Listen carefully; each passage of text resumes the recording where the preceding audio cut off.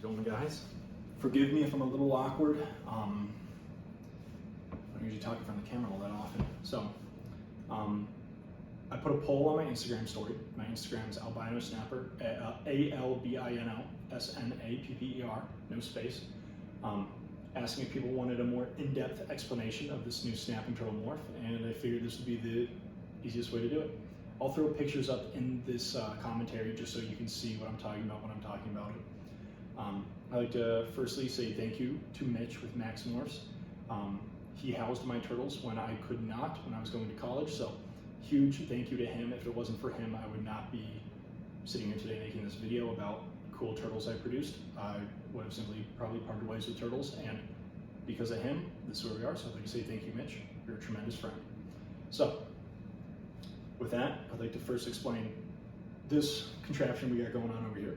So over here is just how I'm rearing hatchlings, totally temporary. This is not how you will keep these things post a month. Like, this is just for, they came out of the egg, they were first introduced to water. This is just so I can keep them healthy, well-fed, and well observed.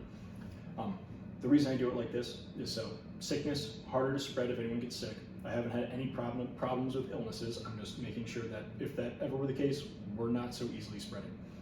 There's a hole in every lid for some oxygen exchange and also for feeding. And that allows me to also know who all is eating and who all is going to the bathroom. I do a water change every night, so I see food's gone, and now there's poop. So I'm like, all right, these animals are eating and they're going to the bathroom, and that is an awesome sign for baby turtles. I love to see that.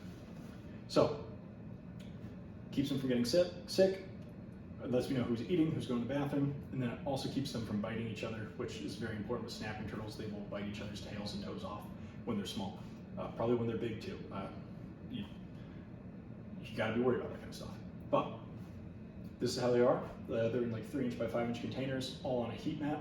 Everyone's got a heat mat, and then I keep the water at 77 degrees, which I think is perfect for hatchlings.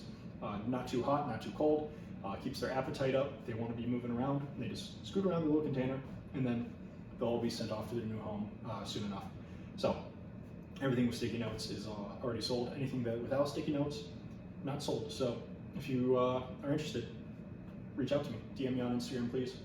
I'm not good at the YouTube follow-up, so Instagram preferably. But now let's get into the new morph. So firstly, the parents 100% het albino male, heterozygous albino. And then the mother is a farm-hatched, unknown morph up until now. And I've had her for like 11 years, and I've had the guy for 6, maybe less than 6. No, less than 6, probably like 4. And so, het male and unknown female. She laid, this is the first year she laid some good eggs, and I incubated them and I hatched some. And first egg, totally normal looking turtle. Totally fine, just I thought the project was going to take another 10 years, but no biggie. Second egg hatches, and it's something that looks unusual. Naturally, I let the turtle do its thing, come out of the egg on its own, and then I got a good look at it. I was like, wow, that is a funky looking turtle.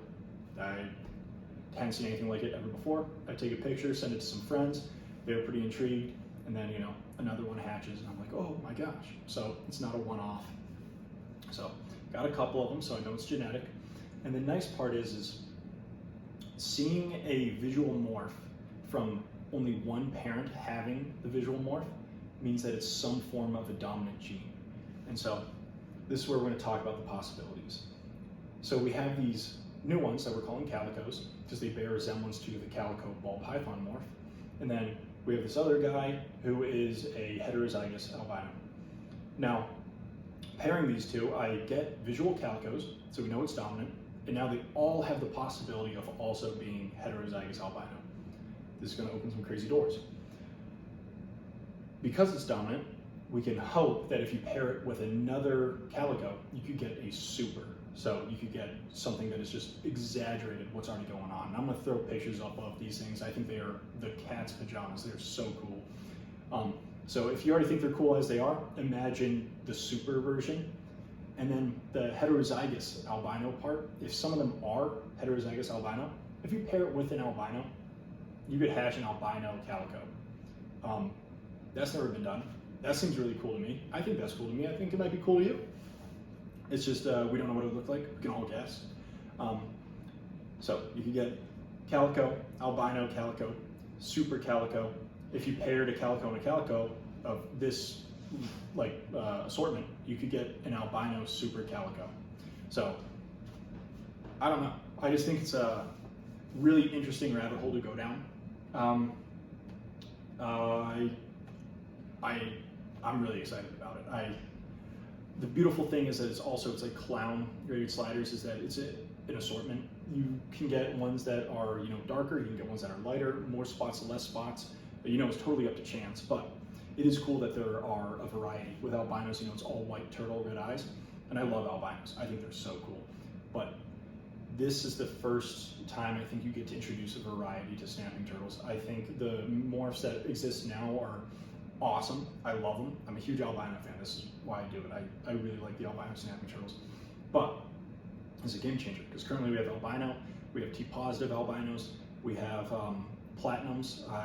Some call them leucistics. I don't think they're leucistic. I think they're just like a really nice hypo. And then we do have other hypos that I just don't think are as cool as some of these other turtles. But their stamp turtles are still cool, so I'm not going to downplay any of them. It's just it's an aesthetic. That's all it is. If you like their personality, you can get the snapping turtle personality in any shape or color. It doesn't matter. But what we're talking about is what's readily produced. And the platinums produced, the albinos produced, T-positives are produced, and now the calico is produced. So the possibilities of these things are endless, because you pair it with even just a wild type common snapping turtle, and you're going to get yourself some calicos. You pair it with albinos, you can get albino calicos from this group. You pair it with another calico, you could get supers, you could get super albino. It's a really cool opportunity just to introduce something to the hobby that I care so much about. I think it's like kind of a breakthrough in a sense that it's I get to stamp my name on something that people are very interested in the community, and it's a fantastic opportunity. I just think these are the coolest animals, and I'm just so thrilled to be able to contribute something that other people will be able to enjoy.